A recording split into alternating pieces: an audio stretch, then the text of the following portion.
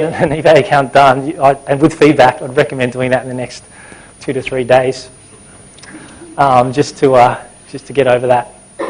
So let's move on. These are some of the sites that I use. Now, each site has its own characteristics. Okay, you've probably heard of these before. I'm going to tell you about a couple of sites that you probably haven't heard of before that I use. Elance it tends to be more for writing. Okay, so if you're looking for a ghostwriter for your book, or you're looking for someone to write some newsletters for your clients, or you're looking for someone to write an email series for your clients. Who here has like a list of people that they never keep in contact with? They've got a database of people, but they're just sort of letting them slide by not maintaining that relationship. You can tell these writers what you want done, and then they'll actually do it to your specifications. Now, I'm going to tell you a few things about these sites.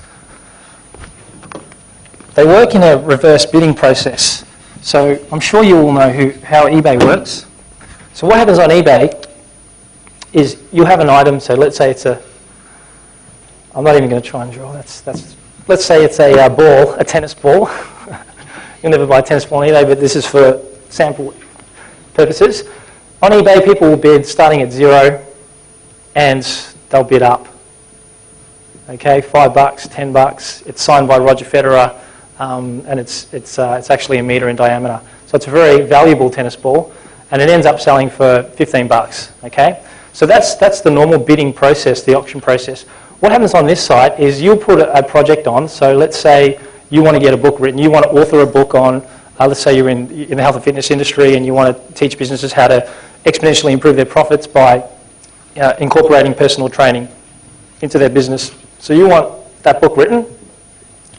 What people will do is they'll come in at a certain price, say $450.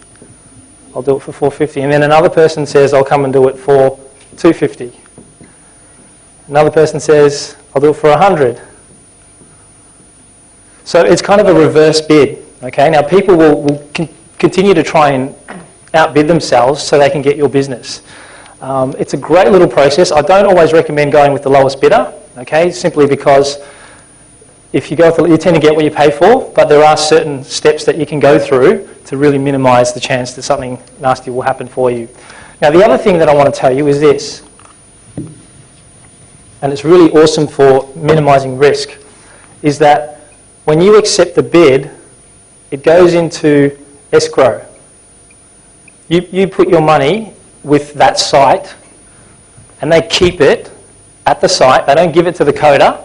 They keep it at that site in escrow. Now, you will work with that coder until project completion, and you are 100% happy with everything that they've done, or they don't get paid a single cent. Okay? If you're never happy, you never pay them. How cool is that? So with the escrow process, you can almost guarantee that you'll get because these guys are, they are hungry for getting it done, because it means that if they get it done, they can get more business. And a lot of these guys will come from underdeveloped countries like Romania, India.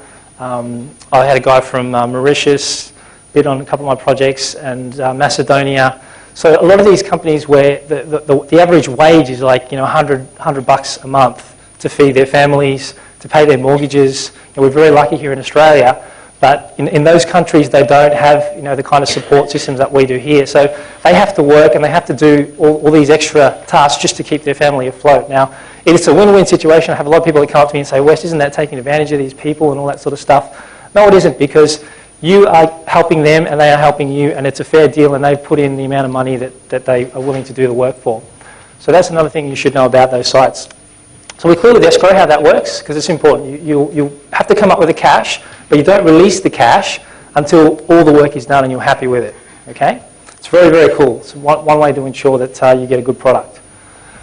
Scriptlance and Rent-A-Coder, they are sites that you go to get programs and technical stuff done. So let's say, it's almost like a field, endless abundance field, where you can dictate what you want done in a program or what you want done in an application, and you can put it on Rent-A-Coder or Scriptlance, and you'll be absolutely blown away with the kind of responses you'll get. I mean, something that you think would take years, some coder will come up with, you know, I can do that for you in 3 days at $250, and you'll be blown away. And it'll make a huge difference to the quality of your offerings to your clients, either on your website or in any area that you want. So, for example, again, going back to personal training, that's because of an industry I came from.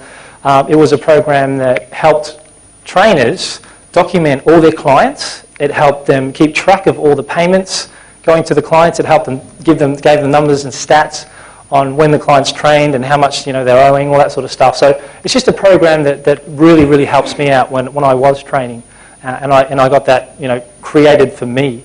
Now, if I was really smart back then, I would have licensed that to other trainers, which I didn't. I just sort of used for my own purposes.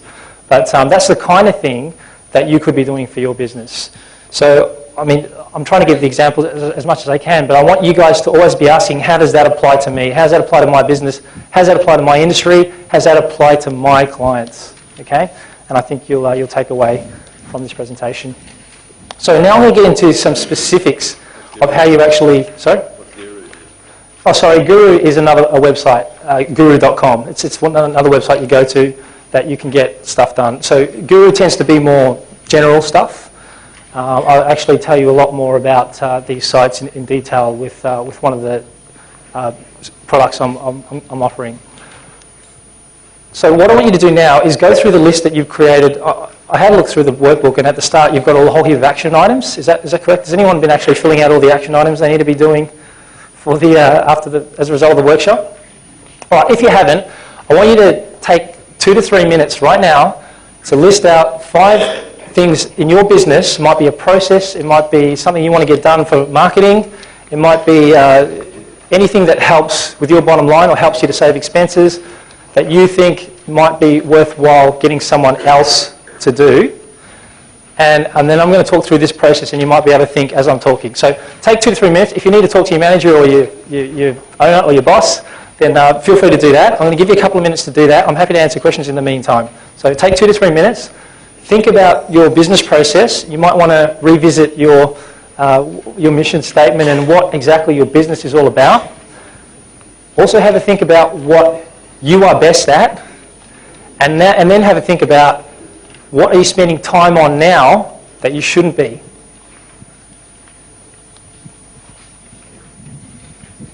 Carry on, I'll just answer this gentleman's question. Just a quick question, West.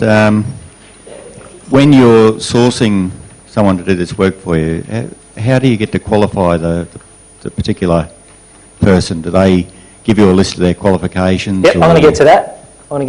Okay. It's coming. Thank you for your question. So have we all got a couple of things? Cool. All right, so what you do is you... Thank you, Tina.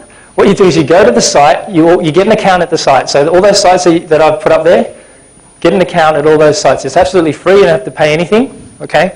The only thing you pay is you actually pay the coder to do the work. Now, the way the sites make money is they take a percentage of what the coders get paid, okay? So they might take anywhere from 5 to 15%. So if you pay a coder $100 to write you a book, the site will take $15 from the coder. Does that make sense? Great. By the way, just out of curiosity, you can also take on projects from those sites. So if you're a company that creates websites or writes copy or whatever it is that your company does, you can actually be a coder on those sites and deliver your service to people all over the world. Okay, that's just something that popped into my head. I'll get onto that in a sec. Golden starting phrase, it is this. Get your pens out. This is an easy project for a coder who knows what they're doing. And I got that from Armin Morin, who's a very successful internet marketer who gets a lot of his projects outsourced. But if you start your project proposals with that line, he has proven that you get between 20 to 50% lower bids from the same coders that would otherwise bid higher. Can we repeat it? Please. This is an easy project for a coder who knows what they're doing.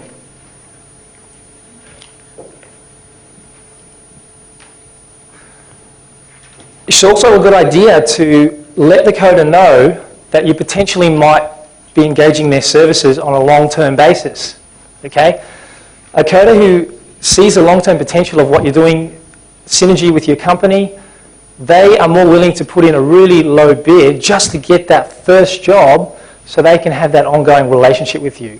Okay, and that's a great opportunity to get work done or a couple of your jobs done at quite a low cost.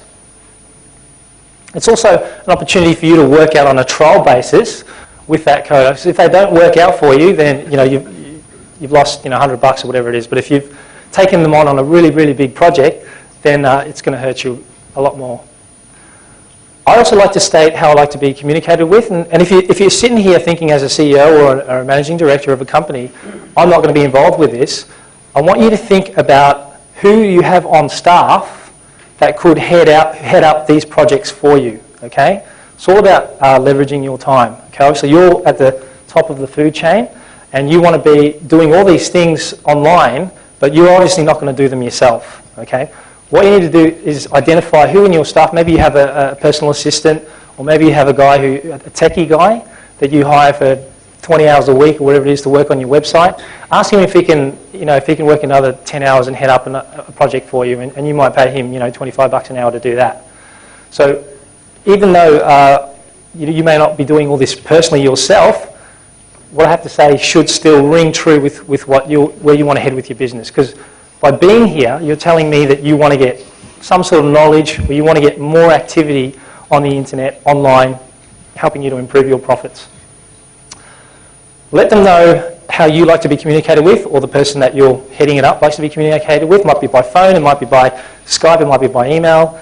Some coders don't like to call in, they just like to email. That takes time.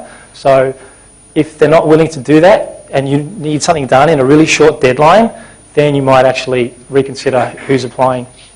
Also let them know of your availability, and let them know, if they're available to do it in the time frame that you are given. If you're launching a book, within 3 to 4 weeks, and you need something happen really quickly, and the coder says, I'm going on holidays for a week, I can only start in 2 weeks' time, then obviously that's not going to be a good match, even though they're the best qualified. Okay, so you need that to be very clear with that. So once you've put your project on, you start to get a lot of bids. Now the average bid amount would probably be, or the average number of bidders, anywhere from 5 to 20, okay, usually, depending on the project. If it's a really easy project, you'll tend to get more. If it's a less complex project, it's a more complex project, you'll tend to get less. Don't buy solely on price, and it's exactly like eBay in the way you do your due diligence. So how do you do your due diligence on eBay? We all do our due diligence when we're buying on eBay, don't we? You look at their feedback. Okay, these sites all have feedback, and a coder will have a number beside their name. Have a look at how many projects they've done. Have a look at their past clients. Have a look at the kind of work that they've done for their past clients. So if you're getting someone to create a software package for your clients, and all their past projects have been writing projects, then it might not be a good fit. So make sure that there's a good fit there. Look for personal bids, and that's an important one, because one of the things I found when I started doing this is you get a lot of blanket bids. Like coders, they're coders. They can write up programs that alerts them when a new bid has been put up on Rent-A-Coder, okay, or whatever site that you're on, and they can automate that from their perspective.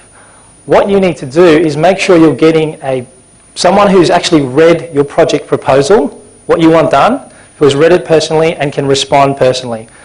They may have a team of people working under them, but you obviously need to make sure it hasn't been a blanket response. And the way I get around that is I put a secret code in my project, and I say, when you reply, please reply with the secret code. Now, obviously, if they've just put out a blanket response, then they're not going to come up with a secret code, and you know that it's just been auto-generated. So that's going to save you a lot of time, a lot of effort, and a lot of money, and that'll probably erase 10 to 20% immediately off the bat.